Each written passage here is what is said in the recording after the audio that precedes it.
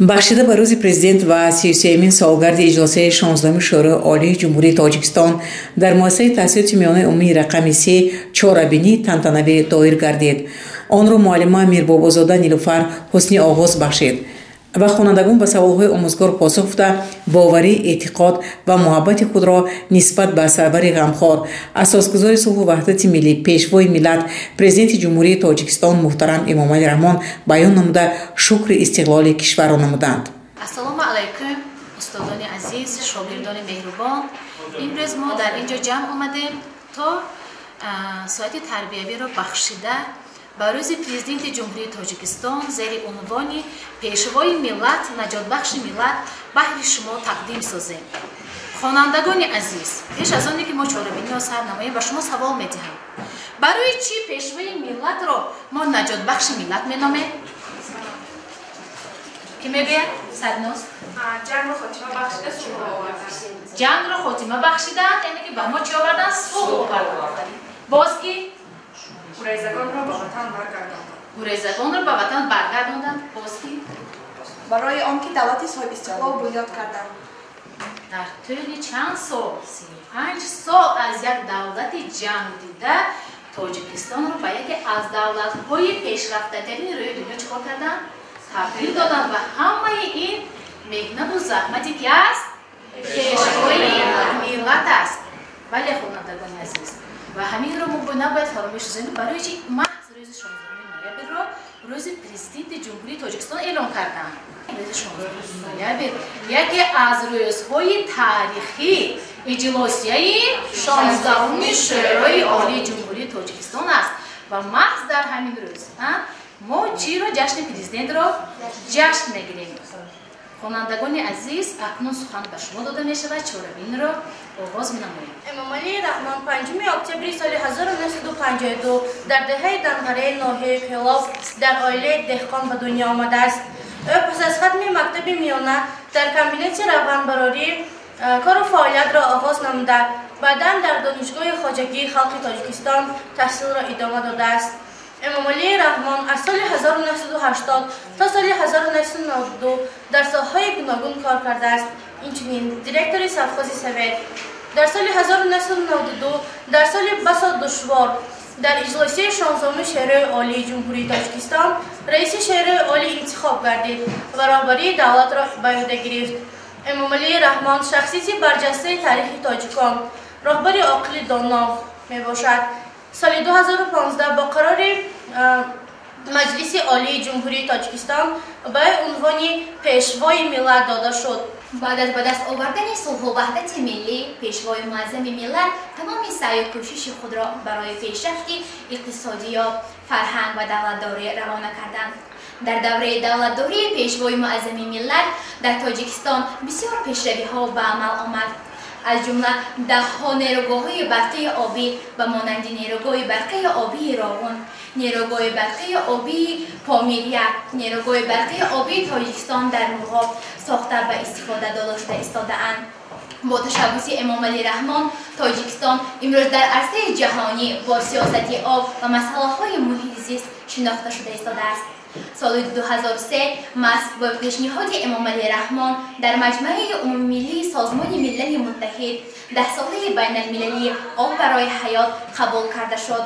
امروز تاجیکستان تحت رهبری اساسگزار صلح و وحدت ملی پیشوای معظم ملت محترم امامعلی رحمان قدم‌های استوار خود را به سمت رشد، خودشناسی و دولتداری قدم‌های استوار خود را گذاشته ایستاده است.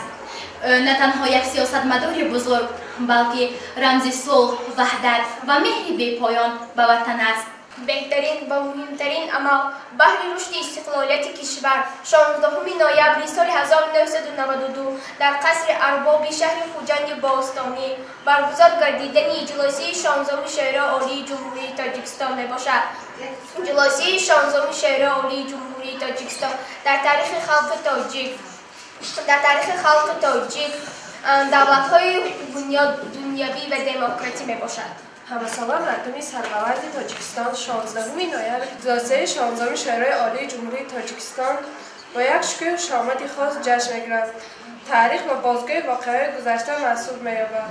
شکر استقلال و ثروت میکنیم، شکر آبادی کشور میکنیم، شکر آن مردی که ما را هست کرد، شکر بام و خانه و در میکنیم.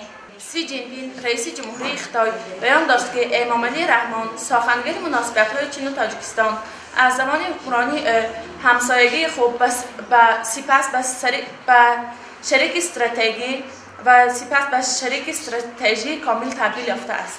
ایلهام علیف در مکتوب تبریکی به امام علی رحمان گفت که تحت راهبری رحمان تاجیکستان به دستاورد نظر است و رشد اجتماعی و اقتصادی نایل شده است و در عرصه بین المللی اعتراف پیدا کرده است. در پیام تبریکی به امام علی رحمان، پرزیدنت جو بایدن گفت که همکاری تاجیکستان و اروپا برای ساختمان آینده روشن برای امریکا و تاجیکستان بسیار کمک کرده است.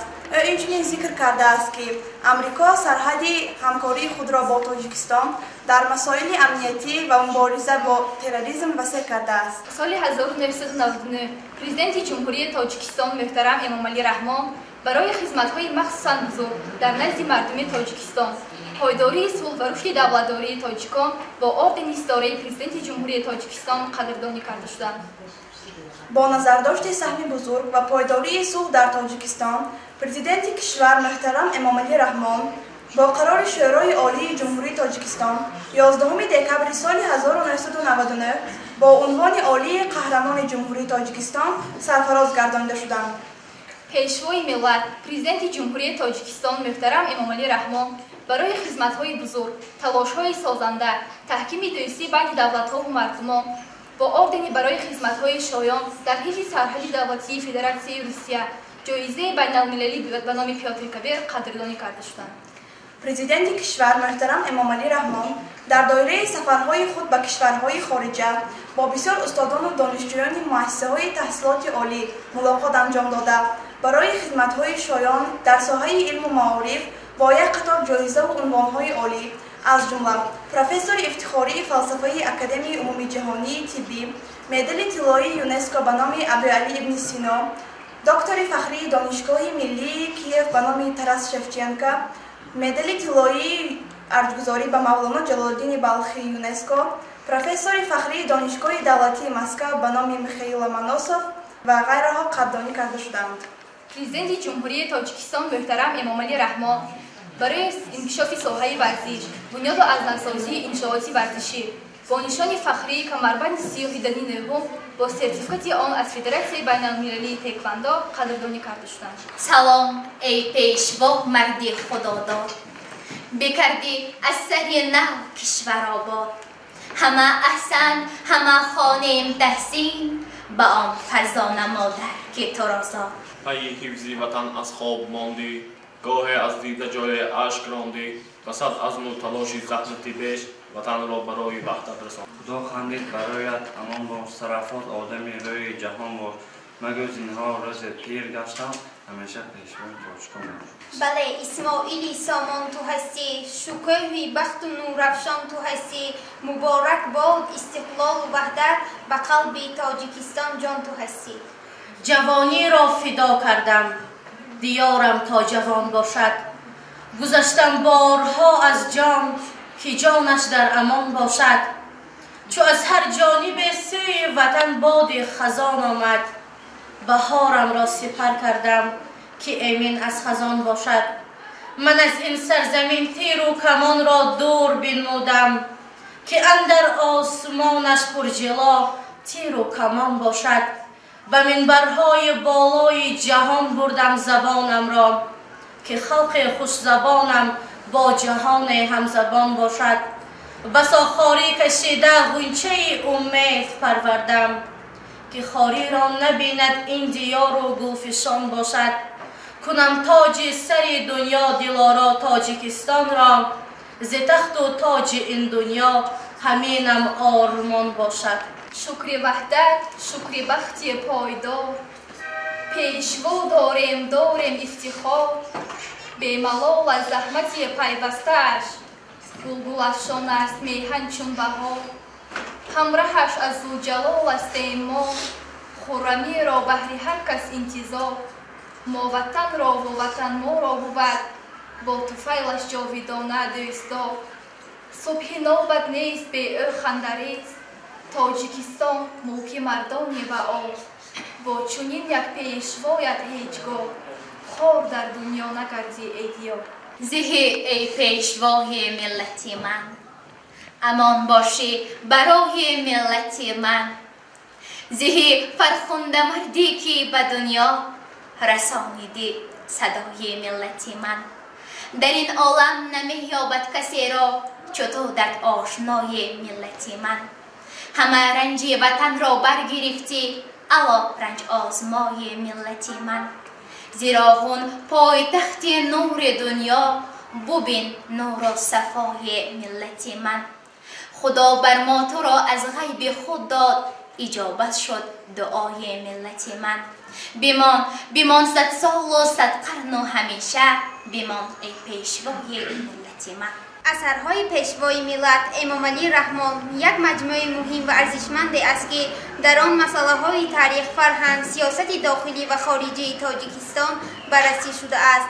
معلومات مختصر درباره اثرها. در چاره‌بینی صنعت کتابی کشورهای عضو ایدم بلاروس، قزاقستان، قرقیزستان، تاجیکستان و فدراسیون روسیه 75 کتاب پیشنهاد نمودند. شاه جایزه چاره‌بینی را کتاب پرزیدنت جمهوری تاجیکستان محترم امام علی رحمان تحت عنوان افق‌های استقلال صاحب شده است. اقتباس از کتاب تاجیکان در آینه تاریخ. ملت تاجیک از جمله آن خلق‌هایی میباشد که دارای فرهنگ قدیم‌تری میباشد. در طول هزار سالها تاجیکستان با آداب، ملت و فرهنگ غنی میباشد، گرچه دوره‌های فرا رسیده است که بر سر این ملت فاجعه‌های بزرگی آمده است. ریشه‌های تاریخی خود را نباختند، ریشه‌های تاریخی خود را از یاد نبرآوردند و آداب ملت خود را نگاه داشتند. Книга президента Республики Таджикистан Эмомали Рахман о времени о себе необычно по форме и содержанию. Книга содержит 232 страницы. Смысл этой книги в том, что если у человека нет горения, если он ничего не желает и довольствуется малым, то на такого положиться нельзя. Более того, он может подвести в любой момент. Не случайно Бруно Янсенский приводит такие слова. Не бойтесь друзей, они могут только предать. Не бойтесь врагов, они могут только убить. Бойтесь равнодушных. Это по их попустительству творятся в мире все мерзости и преступления. اثر زبان ملت، هستی ملت از طرف پیشوای ملت تاکید گشته است. گذشتگان بزرگی ما ردکی، سینا، فیردوسی و صدها شخصیت‌های معتبری عالم اثر عالم شماری خود را با همین زبان آفریده‌اند. زبان خشت اولین کاخ ملت است. زبان حقیقت است. اثر آب برای رشد استوار، اهمیت بزرگ آب را همچون ثروت مقدس و برای حیات در تاجیکستان آن را مشمول. وقتی که تاجیکستان در خاک و خون نهان بود، فرمانروای مطلق دارنده کمان بود، پیر و جوان کشور لرزان ز بیم و جان بود، سرسان و خانه ویران از دست جاهلان بود. تو آمدی به میدان ای پیشوای ملت، گشتی به روز سختی مشکل کشای ملت. ای قهرمان ملت، زور و توان ملت، گردیده ریشه پیوند جانت به جان ملت. در دوره که مردم افتاده بود بخاری، وقتی که طفلکانش بودند به نهاری، میخورد اهل زحمت کنجاره و جواری، میرفت سوی هر در با ناله و بزاری. با سوز درک کردی راز و نیاز ملت، از مرگشان رهاندی ای چاره ساز ملت. ای جان ساری ملت، ای بختیاری ملت، جهد زیاد کردی در کارزاری ملت. خوش گفته از شاعر با جنگ کردی، در حفظ ننگ ملت دادی تو دادی مردی. در جاده حقیقت با عزم راه سپردی، آری تو با جهالت یک عمر در نبردی. پیمانی صلح بستی با گمراهان ملت، از نیستی رهاندی نام و نشان ملت. ای پیشوای ملت، ای راهنمای ملت، شد نقشه های نیکت صلح و صفای ملت. از یادها نرفته روزی سیاهی تاجیک، آن دوره مخوف و حالی تباهی تاجیک. در سینه هاست باقی پرسوز آهی تاجیک، صد شکر گشته رفشن امروز راهی تاجیک. امام علی رحمان از توست بخت ملت، 100 سال زنده باشی بالای تخت ملت. چاره‌بینی پرمحتوا با صدا دادن سرود وطنداری انجام یافت.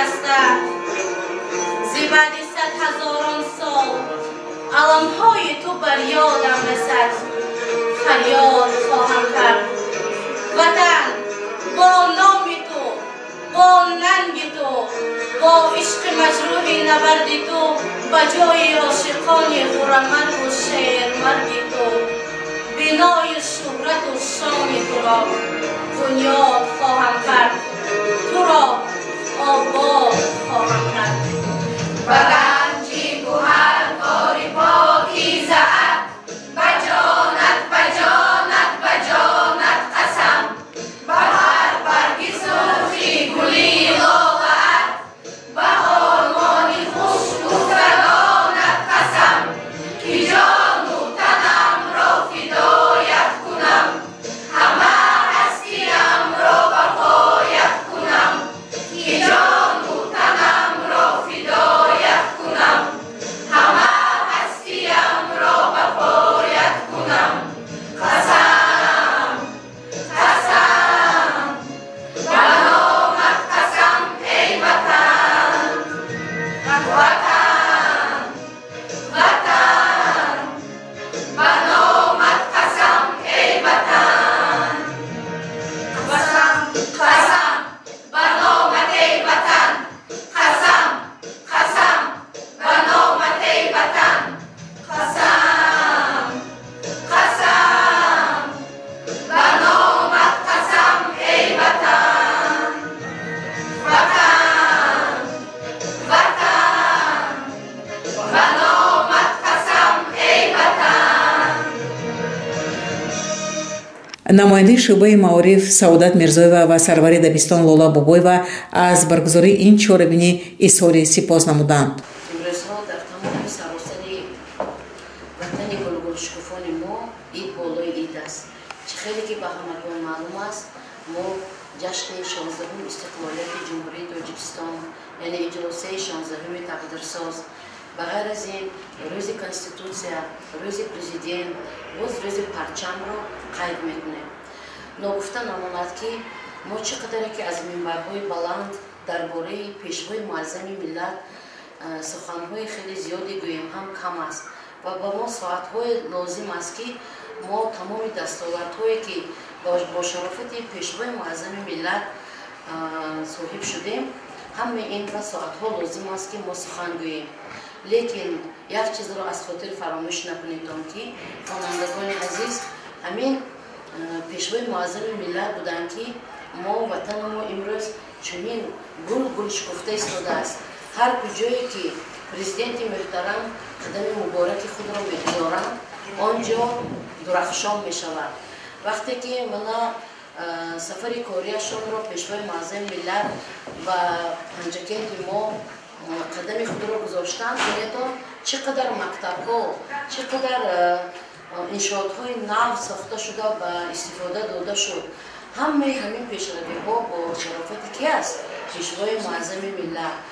як чизро аз хотир фаромӯш накунедон ки дар ҷаҳон ҳамчун давлати тамаддунсоз ва фарҳангӣ низ моро муаррифӣ карданд пешвои муаззами миллат. шумо медонед ки ҳафтаи фанни таърих ва ҳуқуқ дар муассиса гузашта истодааст. бахшида ба рӯзи иҷлосаи 16-уми шӯрои олии ҷумҳурии Тоҷикистон як чорабинӣ бо роҳбарии Холова Манзура дар синфи ноҳибе гузарондам ва ям бисёр як чорабинии диққатҷалбкунанда буд. имрӯз бошад дар синфи шумо бо роҳбарии Нилуфари Бомолозода чорабинӣ бахшида ба рӯзи президент бо мавзӯи пешвои миллат, наҷотбахши миллат аст гузарондетон. дар рӯзи президент ин рӯзест ки ҳар яке мо бояд ки ин рӯзро қадр кунем, дар ин рӯз чорабиниҳо гузонем, чунки аз 16 ноябри соли 1992 то 19 ноябр иҷлосия дар шаҳри Хуҷанд иҷлосияи 16 гузаронда шуд ки дар он раиси шӯрои олии ҷумҳурии Тоҷикистон пешвои миллатамон муҳтарам Эмомалӣ Раҳмонро интихоб карданд. дар он давра хеле вақти ҷанг буд ки дар он давра ба зимма гирифтани роҳбарии давлат хеле душвор буд. лекин ба ин душвориҳо нигоҳ накарда ҷаноби олии президенти ҷумҳурии тоҷикистон ин вазифаи пурмасъулро ба зиммаи худ гирифтанд. ҳамин тавр чорабинӣ хеле хотирмон гузашт.